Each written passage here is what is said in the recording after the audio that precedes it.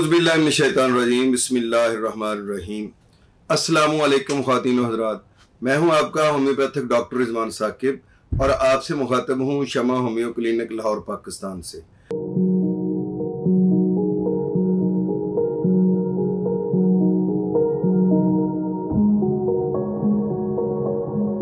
आइए आज बात करते हैं शुगर और डिप्रेशन।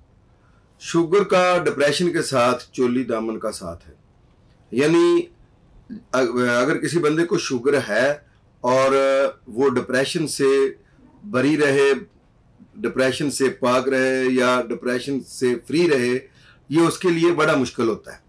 और दूसरा ये है कि डिप्रेशन की वजह से ही शुगर होती है और डिप्रेशन की वजह से शुगर अगर पेशेंट को है तो वो बढ़ती है।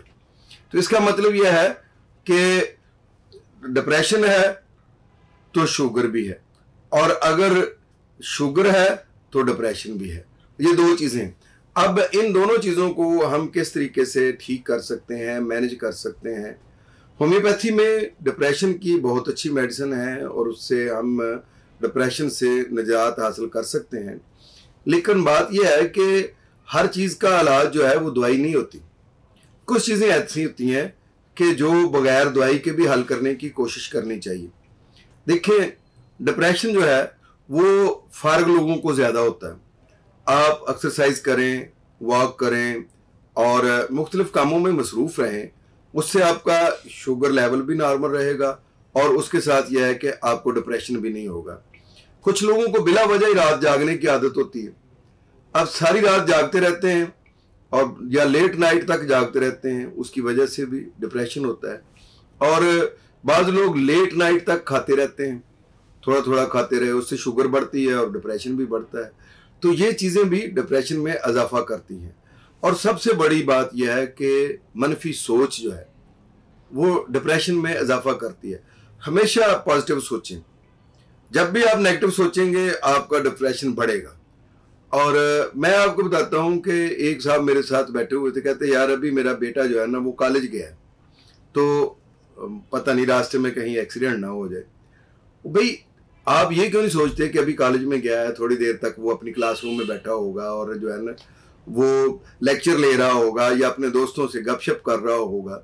आपके सोचने से कोई चीज़ तकदीर जो है वो रुक तो नहीं जानी है, होना तो वैसा ही है, लेकिन ये है कि उसके साथ आप बिला वजह मुतासर हो रहे हैं। अपनी सोच को हमेशा पॉजिटिव रखें।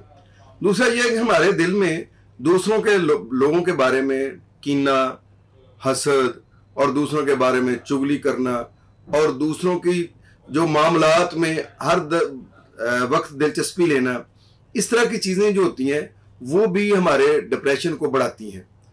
आप हमेशा ये कोशिश करें कि हमने दूसरों को अपने से अच्छा समझना है। जब हम अपना ये मेयार बनाएंगे कि बाकी लोग मुझसे अच्छे हैं, तो कभी भी उनमें हम कोई कीना, कोई चुगली उनके वाले से या कोई उनके वाले में बुग़्ज़ नहीं रखेंगे। अगली बात यह है कि माफ़ कर देने को अपना मामूल बनाएं।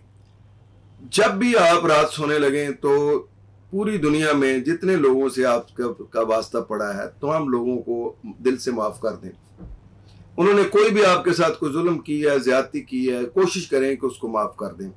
अगर आप बदला लेना चाहते हैं या आपकी गवर्नमेंट, आपकी स्टेट जो है वो बदला लेने का आपको कहती है या उसको कोई हर्जाना, कोई जुर्माना देने का, अदा करने का कहती है और वो आप ले लेते हैं, तो बस उसके बाद लीव इट, उसको छोड़ दें उस मामले को और अपना दिल उसके बारे में साफ कर लें। और अगर बदला लेने की आप में हिम्मत भी है और इसके बावजूद आप माफ़ कर देते हैं तो ये आपका बहुत बड़ा पन है। तो इससे भी स्ट्रेस जो है वो ख़त्म हो जाता है।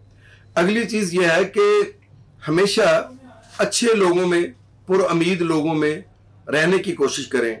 ऐसे दोस्त मत बनाएं जो हर वक्त मायूसी फैलाते हैं। यार क्या रखा है दुनिया में, यार क्या रखा है ज़िंदगी में, यार ये हमारा तो ज़माना ही बड़ा बुरा है, यार बस आजकल बहुत बुरे हालात हैं। ये चीज़ें जो हैं ये कहने की नहीं होती हैं, या ये मर्ज जो है ना ये जान लेकर ही छोड़ेगा। ये चीज़ें जो है ये कहने की नहीं होती हैं, बल्कि ये चीज़ें ठीक करने की होती हैं। इनको ठीक करना चाहिए। जो लोग पुरुम्मीद हैं जो लोग अपनी ज़िंदगी में खुशबाश रहते हैं, जो लोग अपनी ज़िंदगी में अपने मामूलात को उन्होंने सेट किया हुआ है, आप उनके साथ अपने आप को जोड़ें। देखें, एक बंदा 5 वक्त के नमाजी फ़र्द के साथ जुड़ेगा तो वो खुद भी नमाजी हो जाएगा। एक शराब पीने वाले के साथ जुड़ेगा तो वो शराब पीना शुरू कर देगा। एक बंदा ऐसे अफराद के साथ जुड़ता है कि जो सिगरेट पीते हैं, स्मोकिंग करते हैं, तो वो भी स्मोकिंग करना शुरू कर देगा।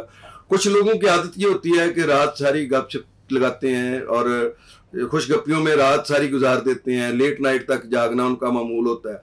कुछ जो है वो नमाज इशा की पढ़ी है और उसके बाद फौरन जो है वो सो जाते हैं, सुबह अर्ली मॉर्निंग उठते हैं, सैर करते हैं, अपनी ज़िंदगी का कोई टाइम टेबल बनाया हुआ है जिसके मुताबिक वो चलते हैं। तो आप अगर ऐसे लोगों के साथ सोबत रखेंगे, जो लोग अपना मामूल इस तरह का बनाते हैं, तो आप जो है वो अपने स्ट्रेस को कम करने में कामयाब हो जाएंगे।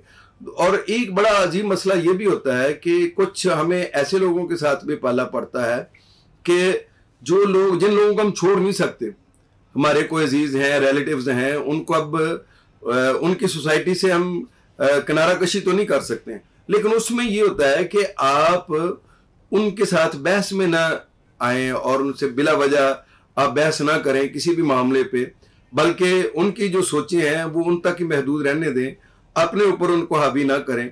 इस तरीके से भी आप स्ट्रेस से निकल आते हैं। आप बर वक्त खाएं, बर वक्त सोएं, एक्सरसाइज करें और वॉक करें और खुशबाश रहें। और इसके अलावा यह है कि अपनी सोबत को तब्दील करें, अपने जो लाइफस्टाइल है उसको तब्दील करें। तो इस तरीके से आप स्ट्रेस से निकल सकते हैं। स्ट्रेस जो है वो शुगर का पेशेंट बना देता है इंसान को, और जो लोग शुगर में मुब्तला होते हैं उनकी शुगर को बढ़ा देता है।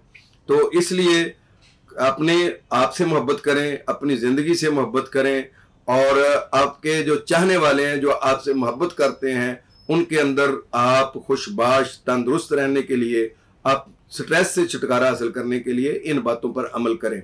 और अगर इसके बावजूद भी स्ट्रेस कायम रहता है आपका, आपको एंजाइटी कायम रहती है आपकी शुगर का पेशेंट होने की वजह से, या नहीं भी पेशेंट है, तो एंजाइटी का आप इलाज करवाएं। होम्योपैथी में इसका बहुत अच्छा इलाज है।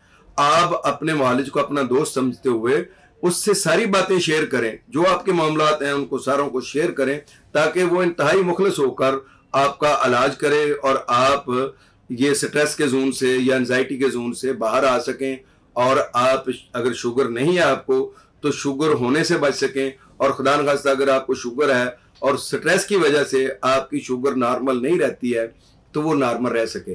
डॉक्टर आपको कुछ सेशन आपके लेगा जिससे आपको कुछ जो है वो रिलीफ मिलेगा डिप्रेशन में से, एंजाइटी में से। और दूसरा ये है कि आपको कुछ मेडिसिन देगा जिससे आपका ये स्ट्रेस या एंजाइटी जो है वो खत्म हो जाएगी। बहुत शुक्रिया। अल्लाह हाफिज। अस्सलामु अलैकुम।